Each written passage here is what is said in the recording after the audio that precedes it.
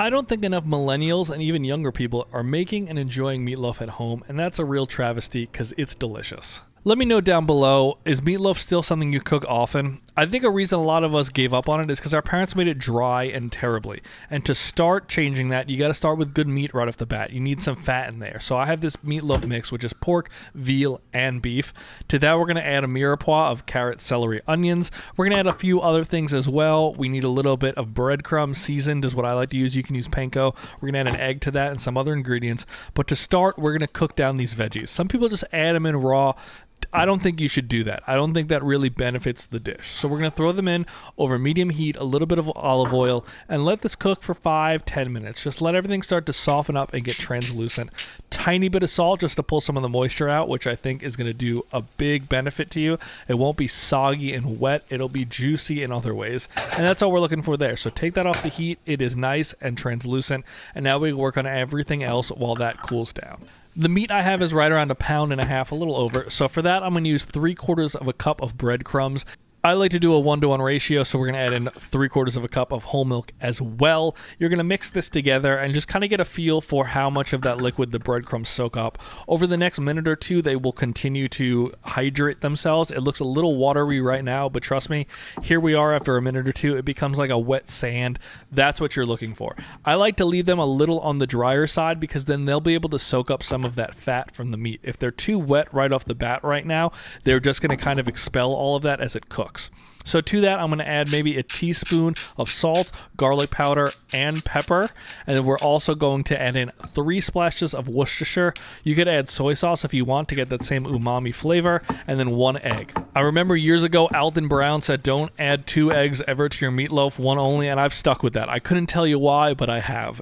At this point, you could then add those cooled veggies right in, mix that all together, and that's the end of this mix. This is called a panade, by the way. So your panade is done. Now add that meat in, and we're just going to kind of mix this by hand. You don't want to overwork it, but I'm just kind of folding everything together, bringing the stuff from the bottom to the top.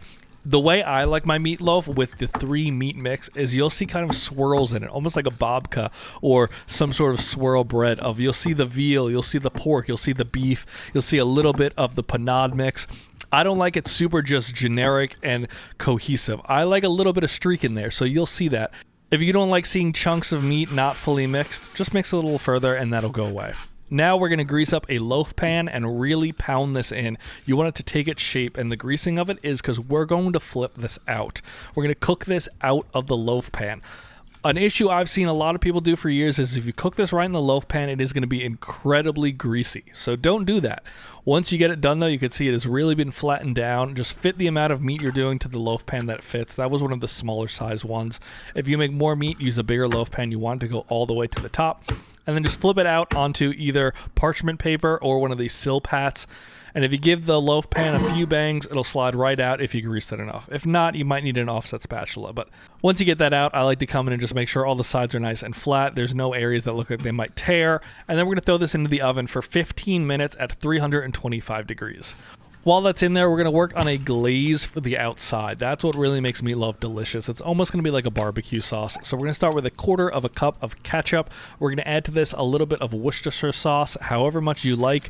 Another 1/4 cup, maybe even 1/8 cup here of brown sugar, light brown sugar, a splash of apple cider vinegar just for some tartness, and then a teaspoon worth of honey, and mix that all together. This is going to form a great kind of caramelized crust on the outside, that stickiness. It's basically barbecue sauce. If you need a little bit more brown sugar just to get the consistency right, add a little more in, but you're looking for something that looks very much like a glaze. It shouldn't look like ketchup still. It should have some body to it, a good amount of viscosity, and that's what you're looking for. So after 15 minutes, here's the loaf. You can see it's starting to take its form, which is good. A little bit of a crack starting there on the side. That's totally fine, but now we're going to brush on that glaze. I'm going to do a slightly less thick coat to start. This is going to cook for about 50 minutes total, so I'm going to glaze it one more time after another 15 minutes. So throw that back now in the oven for 15 more minutes. Here we are after 30 minutes of cook time total. You can see it's really starting to come together, and now is when I add in the thicker coat of the glaze.